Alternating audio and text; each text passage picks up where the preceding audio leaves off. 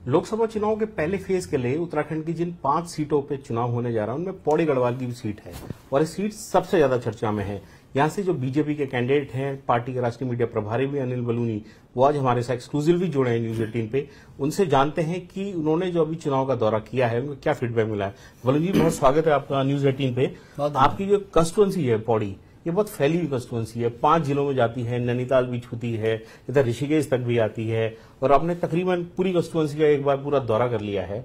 क्या फीडबैक मिला है आपको? देखिए, मेरे जीवन काल में, मैं तो क्योंकि पूरे देश के चुनाव में देखता रहता हूँ, मेरे जीवन काल में मैंने ऐसा चुनाव नहीं देखा। ऐसा चुनाव जो नेता और कार्यकर्ताओं के चुनाव से निकल के जनता चुनाव लड़ रही हो। मैं कहीं जा रहा हूँ बड़े दूरस्थ क्षेत्रों में, जैसे देखते हैं कि भारतीय जनता पार्टी की गाड़ी आई है, झंडा लगा है, तो लोग हाथ उठाते हैं। अब की बार मोदी सरकार। कहीं जाते कोई कहता आएगा तो मोदी ही, कोई कहता मोदी है तो मुमकिन है, कोई कहता है फिर एक बार मोदी सरकार। मतलब हमको देखते ही सामने से लोग रिस्पॉन्स करते। मैंने ऐसा चुनाव कभी देखा नहीं, एक तरफा चुनाव दिख रहा है और जनता ने तय कर लिया है कि मोदी जी को फिर प्रधानमंत्री बनाना ही बनाना है। एकदम ये स्पष्ट दिख रहा है। अगर आप भी मार्केट मतलब जमीन पे जाएंगे तो निश्चित तौर पर आपको ये इसका आभास हो जाएगा जी। देखिए, पौड़ी सीट वैसे भी बीजेपी की बहुत स्ट्रांग सीटों में से एक रही है और पिछले चुनाव में, उससे पहले चुनाव में भी बहुत भरपूर समर्थन यहाँ मिला है। प्रधानमंत्री नरेंद्र मोदी की ब्रांडिंग भी है, बीजेपी का संगठन है, आप भी सक्रिय रहे हैं राज्यसभा मेंबर। अब सीधी लड़ाइयां कांग्रेस से है। कांग्रेस को आप कहां पर मानते हैं? आपका असेसमेंट क्या है? देखिए, लोग कांग्रेस को नकार चुके हैं। कांग्रेस का जो भवन है वो गिर चुका है। अब आप बताइए, क्या आपको किसी को बताने के लिए, हमारे गढ़वाल के लोग तो जागरूक लोग भी हैं, पढ़े लिखे लोग हैं, क्या किसी को बताने की जरूरत है कि उत्तराखंड में उनकी एक भी सीट नहीं है? क्या उनको बताने की जरूरत है कि हिमाचल में भी एक भी सीट नहीं है, राजस्थान में एक नहीं है, हरियाणा में एक नहीं है, दिल्ली में एक नहीं है, गुजरात में नहीं है, महाराष्ट्र में नहीं है, मध्य प्रदेश में नहीं है, छत्तीसगढ़ में नहीं है। आप लीजिए ना नाम। जब ये सब लोग जानते हैं कि इनका कहीं एक भी सीट नहीं है, कोई अपना वोट खराब करता है क्या? सब जानते हैं कि कांग्रेस समाप्त हो चुकी है और बस एक आध चुनाव और है, उसके बाद बिल्कुल ही समाप्त हो जाएगी। लोगों ने कांग्रेस को रिजेक्ट कर दिया पूरी तरीके से और अब तय कर लिया कि कांग्रेस की सरकार कभी आने वाली नहीं है। तो इसलिए लोग चाहते कि मोदी जी का जो विकास का मंत्र है उसके साथ चले। जो मोदी जी ने सबको स्वाद चखाया कि विकास के बारे में, वो सब अब उस पर बिल्कुल आमादा है और महिलाओं ने, वृद्धों ने, युवाओं ने जैसे कसम सी खा ली है कि मोदी जी को 400 पार कराने का करा के ही मानेंगे। तो ये मतलब आप जमीन पे धरातल पे जाओगे, आपको बहुत स्पष्टता क्या दिखेगा ये। अभी आपने विकास का एक मुद्दा कहा, क्योंकि पौड़ी गढ़वाल एक सीट ऐसी है लोकसभा की जहां पर इश्यूज बड़े डिफरेंट है। पौड़ी शहर में पानी की दिक्कत है, उस जिले में एनिमल मैन कॉन्फ्लिक्ट का इशू रहता है, रुद्रप्रयाग की तरफ चले जाएंगे वहां दूसरा है, चमोली में जोशीमठ का मुद्दा है।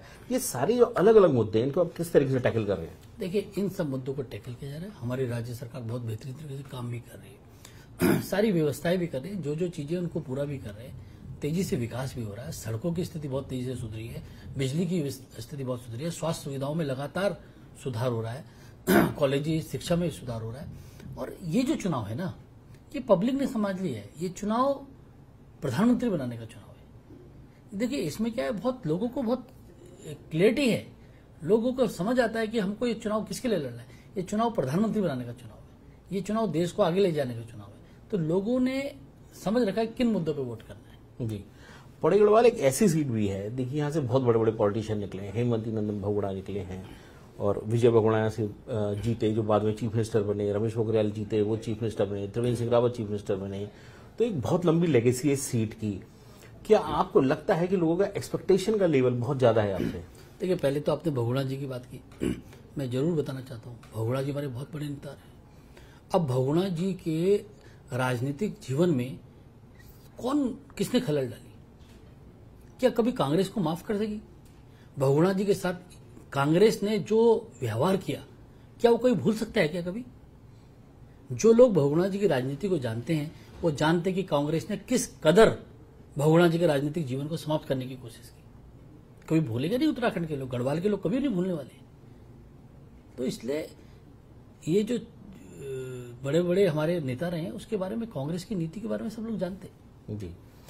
अच्छा, एक्स फौजीज पहाड़ में बहुत ज्यादा हैं, पौड़ी गढ़वाल सीट में तो पर्टिकुलरली बहुत ज्यादा हैं, उनका समर्थन भी बीजेपी को मिलता रहा है। अग्निवीर की स्कीम कुछ समय पहले लॉन्च हुई थी, उसको लेकर बड़े मिक्स रिएक्शन थे। आपको जब आप घूम रहे हैं तो लोग क्या सवाल पूछ रहे हैं इस बारे अभी में? राजनाथ जी का बयान है, बहुत स्पष्टता के साथ अग्निवीर पे बोला है। लेकिन आप ये सोचिए, मैं गया था जनरल रावत के गांव, जी मैंने वहां की जमीन को अपने माथे पे लगाया। मतलब एक छोटे से गांव से देश का सीडीएस पहला, इतना वीर सीडीएस, इतना बड़ा सेनानी, पाकिस्तान चीन जिससे थर-थर कांपे, उसको कांग्रेस के लोग क्या कहते थे? गली का गुंडा। उनके बोले सॉरी, इसमें कोई सेनानी नहीं है, ये तो सैनिक ही नहीं है। उस वक्त उत्तराखंड कांग्रेस के किसी एक नेता ने, हमारे यहाँ के जो प्रत्याशी है उसने भी बोला कि सोनिया जी, राहुल जी आप गलत करें। बोला कि कांग्रेस के आला कमान आप खराब करें, हमारा सैनिक है ये हमारा सम्मान है, हमारे लिए गौरव है जनरल विपिन रावत। किसी ने कहा, बताइए किस मुंह से जाएंगे जनता से वोट मांगने? जनरल विपिन रावत को कितनी भद्दी भद्दी गालियां दी गई। कभी कांग्रेस के एक आदमी ने कहा कैसे वोट मांगने जाएंगे कांग्रेस के प्रत्याशी आज, कि जनरल विपिन रावत को क्या क्या कहा, सर्जिकल स्ट्राइक पे क्या सवाल उठाए थे, क्या क्या चीजें कही गई है हमारे सैनिकों के बारे में, उनके शौर्य के बारे में। तो इसलिए ये जो हमारे सैनिक भाई हैं वह सब जानते हैं कि कांग्रेस ने कितना अपमान जनरल विपिन रावत का किया। क्या क्या आज कांग्रेस का फेक फैक्ट्री क्या चलाती है अजीत डोभाल के बारे में। इस गढ़वाल का सम्मान है अजीत डोभाल, जनरल विपिन रावत, इनके बारे में क्या क्या चलाते हैं ये लोग अपने ट्विटर पे, इतना अपमानित करते। हमारे लिए जनरल विपिन रावत का गांव तीर्थ है, और इन्होंने जो जो किया है ये क्षमा जब तक नहीं मांगेंगे, मैं बता रहा हूं कांग्रेस निर्मूल हो जाएगी इस उत्तराखंड से, जब तक कांग्रेस के लोग क्षमा नहीं मांगेंगे कि हमने जनरल विपिन रावत को जो कहा उसके लिए माफी मांगते हैं। ये बहुत महत्वपूर्ण आपने इशू उठाया, क्योंकि देखिए एक्स फौजीज ने एक समय पे बहुत समर्थन कांग्रेस को भी किया था। अब वही मेरा सवाल था कि बीजेपी के साथ भी अब रहे हैं, आपने अपनी बात रखी विपिन रावत वाली, तो इस बार जो आप जा रहे हैं ये इशू कितना बड़ा इशू आपको दिख रहा है कि वहां जो बन रहा है जनरल साहब को लेके, जनरल जो इस तरीके की बातें उठा रहे हैं? ये हर आदमी के मन में है। हम तो जब जब बोलते हैं, मैं जनता का बड़ा, जनता की तरफ से स्पष्ट दिखाई देता है कि जनता बहुत आक्रोश में है कांग्रेस के प्रति।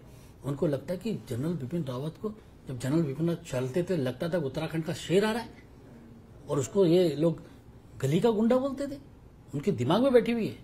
ये जो हमारे फौजी भाई है ना, और जो हमारे एक्स सर्विसमैन है, ये भूल नहीं सकते इस बात को कभी भी। ये अजीत डोभाल को प्यार करते हैं सारे लोग। देश की सुरक्षा के लिए उन्होंने अपने जीवन दिए, इन लोगों ने लगाया पूरा, और उनको आप इतना गंदी गंदी बातें कहेंगे, बड़ा दुखद है। अच्छा जी, एक इशू है, आपने भी अक्सर सुना होगा, एक घोस्ट विलेज करके एक नाम कुछ साल पहले चला कि जो बिल्कुल गांव छूट गए हैं। ऐसी तादाद बहुत ज्यादा है पहाड़ों में, पौड़ी में भी है, आसपास के जिलों में भी है। ये समस्या है, इसको कैसे हैंडल किया जाए? पलायन को रोकेंगे और रोजगार देंगे। और मैं कब से लगाऊं आप तो जानते हैं। मैंने जो किया, अपना वोट अपने गांव, यही था कि कम से कम वोट डालने जाओगे, फिर एक त्यौहार अपने गांव मनाओ, फिर एक शादी ब्याह अपने गांव करो। हमारे पास पूरी योजना है भविष्य में। मैं अनुपम जी आज आपको कह रहा हूं, मैं 1 साल के अंदर आपको क्रांति करके दिखाऊंगा इसमें, पलायन के मामले में, और पलायन को रोक के ही दिखाएंगे। हम उत्तराखंड जो हमारा बना था उसकी जो सोच थी उसको समाप्त नहीं होने देंगे।